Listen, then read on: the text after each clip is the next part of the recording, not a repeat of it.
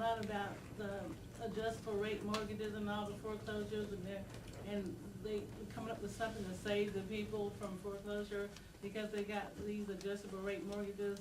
And I would like to ask you, what in the world is the rationale for getting one anyway? Well, I mean, if you're looking to get into a home, it's a good way to keep your costs low, those initial 2 to 3 years or however long your adjustable rate period is.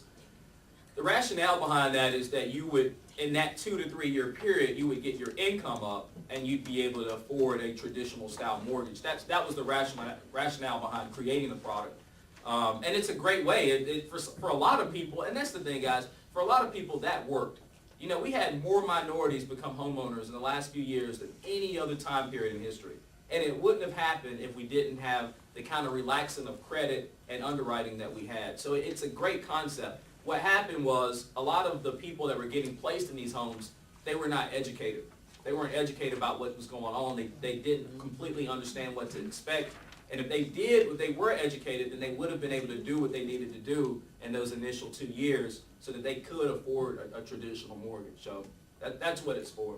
And then it was kind of predatory because they were not educated, and they, you know, the lenders might have known that, and the buyers probably, you know, didn't realize, or might not even have the will, not the will, but the resources to meet that tentative income increase or whatever they needed within 2 years.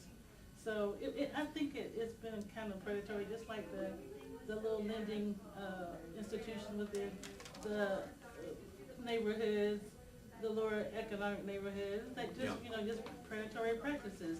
And I think the housing industry has definitely been one of those industries that's done that. Yeah, well, you did have a lot of loans that were being written on a stated income basis, and they were, in a sense, saying they made a certain amount of money.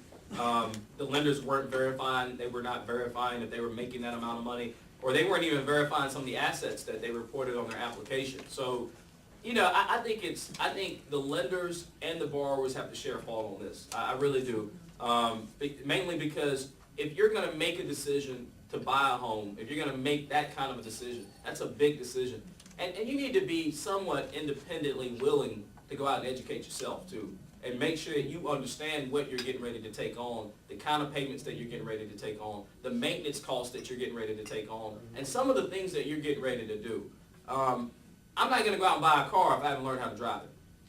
You know what I mean? So, you know, some of these people needed to learn a little bit more about housing and what it meant to be a homeowner before they made that decision. So, and the other thing I'd mention as well is that a lot of the foreclosures that you're hearing about in the market, once again, the thing that you're not hearing a lot about, a lot of those foreclosures, first of all, are not concentrated in our market. Let me first say that.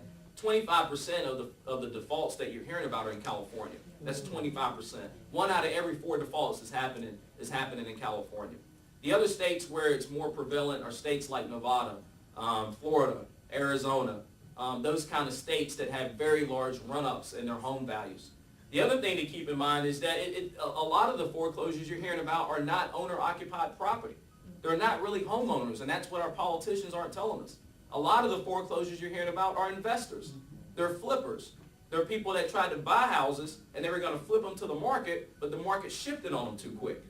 So they're foreclosed on. So the numbers, you've got to be willing, when you hear numbers, when you hear statistics in the marketplace, you got to be willing to dig a little deeper and see what they're actually talking about. It's sort of like the deal we're having in Greensboro right now with the minimum wage hike. Everybody signed on that petition because they think it sounds good that minimum wage should be at $9.36 an hour. But what happens when you start to run some of these small businesses out of here? Because they can't afford to pay that. And who's to say that the government should mandate what a company pays to their employees? If I'm willing to trade my time and my talent for $8 an hour, that's between me and that company. And I don't think the government should interfere with that. I think the government should keep their hands and their legislation out of small business and let small business owners do what they know how to do best, which is run businesses. Any other questions? Yes, you spoke of a lot of things that small businesses should do. Do you have, can you be contacted for consultations, and if so, at what cost? Yeah, I'm more than willing, and we can discuss that. We'll discuss that off camera here. I'm more than willing to do that. And also, you guys will get everybody. The video will be uploaded to YouTube, so you'll have a video copy of it if you want to go back out and check out the video as well. But yeah, you can definitely contact me, and I'm more than willing to spend some time with you and help you out. And once again, I'm 28 years old. I've had a good time being in business for the few short years I've been doing it. I've been fortunate to learn a lot. I've been fortunate to have some great mentors, but I don't know everything. But I do promise you, if I don't know something, I'll get you to the person that does. So.